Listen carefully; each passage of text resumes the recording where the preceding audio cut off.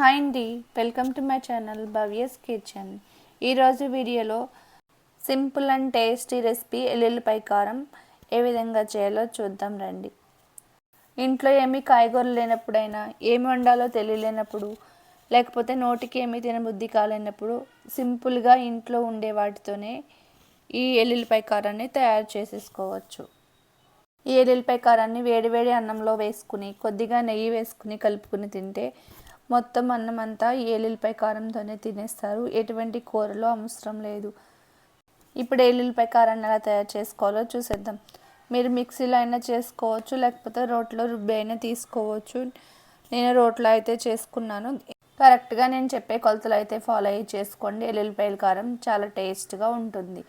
పావు కప్పు ఎల్లుల్లిపాయ రేకలను ఒలుచుకుని తీసుకోవాలి. అలాగే పావు కప్పు కారం, 2 స్పూన్స్ వరకు ఎండు కొబ్బరి ముక్కలు, కళ్ళుప్పు తీసుకున్నట్లయితే 2 స్పూన్స్ తీసుకోవాలి, లేకపోతే 1 టేబుల్ స్పూన్ సాల్ట్ని తీసుకుని రోట్లో వేసుకుని మెత్తగా దంచుకుని తీసుకోవాలి. ఎల్లుల్లిపాయ కారం ముద్దలాగా అవుతుంది.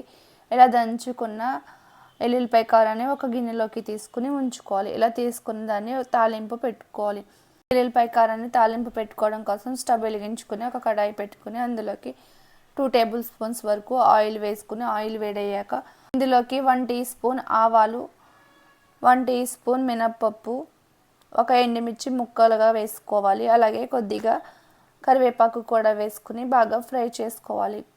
కొద్దిగా ఫ్రై చేసుకున్నాక ఇందులోకి చిటికెడు ఇంగువ వేసుకుని మనం ముందుగా దంచిపెట్టి ఉంచుకున్న ఎల్లుల్లిపాయ కారాన్ని వేసుకుని ఒక్కసారి కలుపుకుని స్టవ్ ఆపేయాలి.